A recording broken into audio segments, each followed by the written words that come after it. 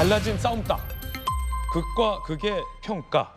한동훈 비대위원장이 전국을 돌고 있습니다. 그런데 목이 쉬었다고 합니다. 이번엔 강원도를 찾아서 강원도의 힘이 당을 이끈다라고 밝혔습니다. 들어보시죠.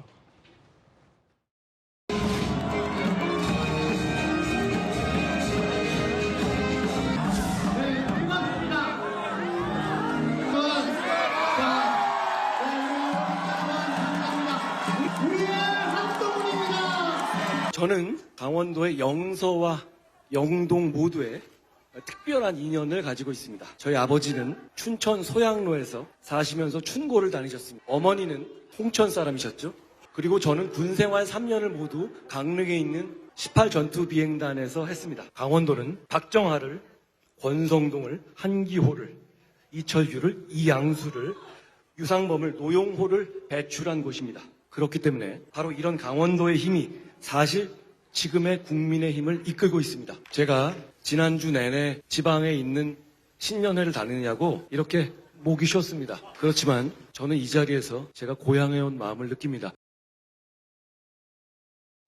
김관선 변호사님, 확실히 지금 한 비대위원장의 목이 쉬었네요. 그렇죠. 이제 본인이 굉장히 제가 볼 때는 뭐라 그럴까, 우리가 필 받는다는 얘기를 많이 하잖아요. 아, 필 그렇죠. 받는다. 그렇죠. 이게 막 돌아다니는데 막 팬들이 막 다 하고요. 누구나 다 사진 찍고 싶어 하잖아요. 그리고 여러 가지로 상황을 보면 또 국민의힘의 지지도도 올라가고 있어요. 그리고 연일 방송이나 언론은 자신을 향하고 있단 말이에요. 그러면 어느 누가 흥분되지 않겠습니까? 예. 이제 정치인에서 이제 제가 볼 때는 이거 아주 사소한 거지만 정치는 이제 말로 표현하는 거거든요. 그러면 어디나 가면 마이크를 주게 돼 있어요. 그러면 이제 본인이 준비됐든 준비되지 않았던 자기가 생각하는 것을 이제 메시지를 던져줘야 하는 그런 약간 의무감이랄까 이제 그런 게 있을 수 있는데 아마 이제 본인이 좀 무리를 하다 보니까 목이 쉰 거예요. 예. 근데 아마 정치를 한 경험이 많으면 목을 관리하는 거 알았을 거예요. 그렇죠. 프로폴리스도 좀 뿌리고, 그렇죠. 프로폴리스 사탕도 좀 먹고, 꿀도 먹고. 그리고 소리를 지르면 얼마 동안 좀 쉬고 예. 이게 과도하면 이제 성대 문제가 생기거든요. 그리고 한번 목소리가 가면 다시 원상해 보는데 시간이 많이 걸려요. 총선 얼마 남지 않았잖아요. 이제 지금 국민의힘의 어떤 총선 전략 이런 걸 보면 사실 한동훈 비대위원장이 완전 의존하는 그런 스타일이에요. 한동훈 장관이 무슨 일이 생겨버리면 이제 총선이 큰일 나는 그런 상황까지 왔다고 봐요. 그래서 아마 본인 입장에서는 여러 조언을 받고 본인의 몸 관리도 하고 특히 이제 목 관리도 해야 하는데 예. 아직까지는 비대위원장 되고 나서 여러 가지 보여지는 모습들에 있어서는 상당히 점수를 잘 받고 있는 것 같습니다. 김영훈 대변인님, 네. 이제 결국은 이번 선거가 이재명 대표 피습 전까지만 하더라도 이재명의 깃발과 한동훈의 깃발로 치러지는 선거다. 유권자들은 이재명의 민주당을 선택할 것이냐, 한동훈의 국민의힘을 선택할 거냐, 아니면 제3당을 선택할 거냐. 일종의 선택의 논란이었잖아요. 근데 이 대표 피습으로 지금 공백이 길어지고 있는데 한동훈 비대위원장은 목이 쉴 정도로 전국을 돌고 있단 말이죠. 민주당의 실질적인 고민은 이 대표 민주당의 간판이 지금 병상 중인데 언제 복귀하느냐. 이런 건 아닙니까? 그러니까 지금 이제 한동훈 비대위원장이 지금 화려하게 데뷔를 해서 지금 이재명 당대표가 공개 활동 못하는 사이에 전국을 누비면서 지금 저렇게 막 환호하는 모습들이 계속 보여지고 있습니다. 요즘 언론을 보면요, 그 메인 뉴스에 막 첫 번째로 나오더라고요. 그러면 지금 국민의힘에서는 지금 민주당이 저렇게 주춤하고 있을 때 우리가 먼저 앞서 나가는 거 아니냐, 민심을 얻고 있는 거 아닌가? 저는 이게 착각이라고 생각을 합니다.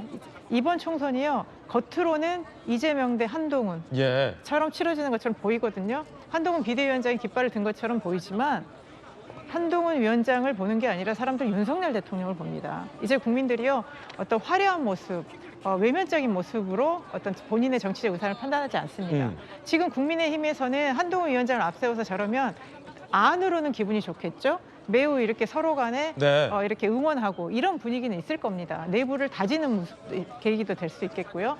그런데 이런 겉으로 보여지는 모습이 오히려 그러면 국민의힘이 뭔가 지금 변화해야 되는 것들을 오히려 저는 그거를 주춤하게 할 수 있다. 예. 겉으로 보여지는 외형이 아니라 내실을 다져야 되는데 모르겠습니다. 이제 한동훈 비대위원장이 시간이 좀 지나면 어떤 개혁적인 모습들을 보여줄지 모르겠지만 지금 국민들은 윤석열 대통령을 보고 있는 거고요. 윤석열 대통령에 대한 지지, 이것들은 올라가지 않고 있습니다. 그럴 때 결국 총선이라는 것이 정권 심판과 이런 걸로 가는 거지 저는 야당 심판론으로 갈 수는 없다. 그래서 지금 국민의힘이 이런 그 양측에 보여지는 것만으로는 지금 어떤 민주당의 현재 상황을 저는 전환시킬 수 없다 예. 이렇게 보여집니다. 자, 그러면 지금 이재명 대표 피습 때문에 민주당의 이 정치 일정이 올스톱이 됐는데 서재무 대표님, 네. 누군가 대신 이재명 대표 대신 다른 간판이 나와서 총선을 진두지휘합니까? 아니면 이 대표가 병상에서 훌훌 털고 일어날 때까지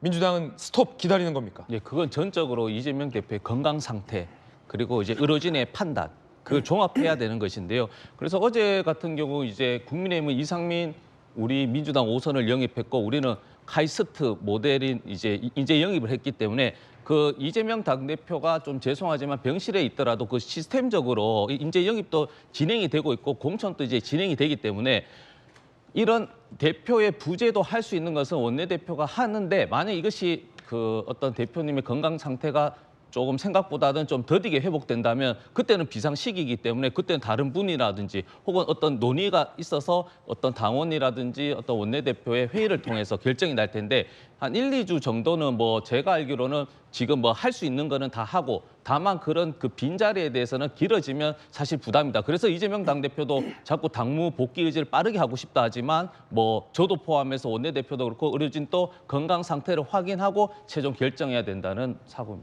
말씀. 그렇군요. 아직은 뭐 이 대표 이외에 대안은 없다 이런 말씀으로 들립니다.